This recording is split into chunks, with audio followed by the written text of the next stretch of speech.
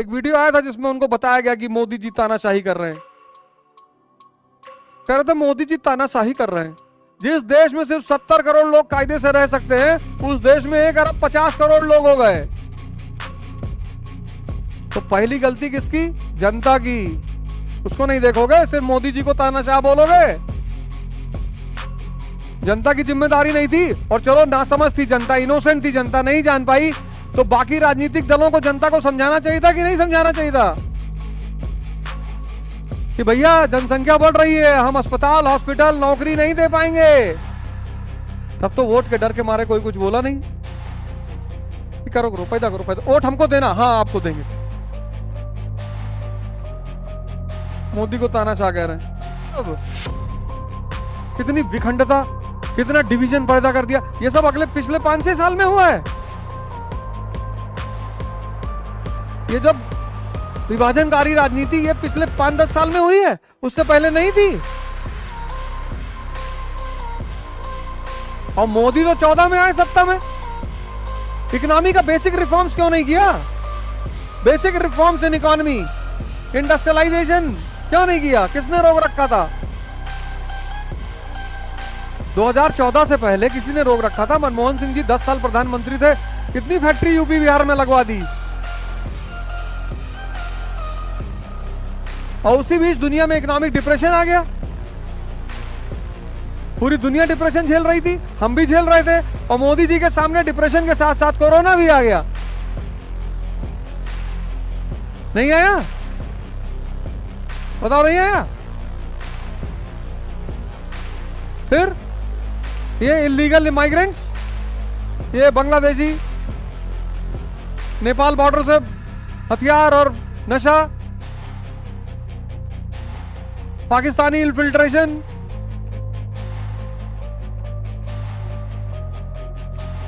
जब सब कुछ बिगड़ गया तो वो ऑपरेशन नहीं करेगा, कीमो नहीं देगा। अब जब मोदी जी कोई कीमो दे रहे हैं, ऑपरेशन कर रहे हैं, तो कह रहे तानाशाही हो गया भैया। भैया चारों तरफ तानाशाही चल रहा है। कैसे बोलते थे लोग इस देश में? स्टेटमेंट सुनो 2014 से पहले लोगों का स्टेटमेंट। मैं भारत के संविधान को नहीं मानता। मौलाना बुखारी ने जामा मस्जिद में कहा था, हाँ मैं पाकिस्तान का एजेंट हूं, जिसको जो बिगाड़ना हो बिगाड़ ले। अब बोले कोई? अब बोलो, कोई तानाशाही आई नहीं। चीजें हाथ से बाहर निकल चुकी थी। देखने का पर्सपेक्टिव है ये। इंडिया को गाली दो, कोई नहीं बोलेगा। विभाजनकारी ताकतें इतनी मजबूत हो गई हैं, और ये अभी शुरू हुई है। ये इकोनॉमी का बेसिक रिफॉर्म्स 2014 से पहले नहीं हो सकता था, मोदी ने रोक रखा था। ये हमारे पड़ोसी हथियार, फेक करेंसी, ड्रग्स भारत में डंप कर रहे थे। बांग्लादेशी घुस गए, पूरे भारत में बसे हुए हैं। ये सब मोदी ने किया है। और सबसे बड़ी चीज, सबसे बड़ी जिसको मोदी गवर्नमेंट ने कंट्रोल किया, राजनीति का अपराधीकरण।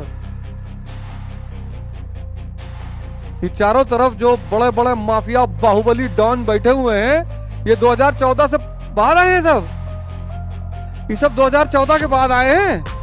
ये सारे अपराधियों को मोदी जी लेकर आए हैं। सारे अपराधियों को एकदम लाइन में इसे खड़ा कर दिया है। अटेंशन, जी जी सरकार।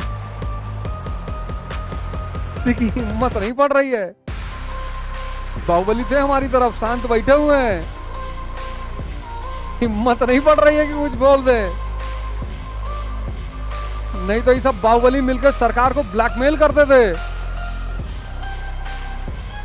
अब जब इतना बीमारी भारत को हो गया, तो मोदी ने दिया कीमोथेरेपी, तो बाल तो झड़ेगा, कमजोरी आएगी।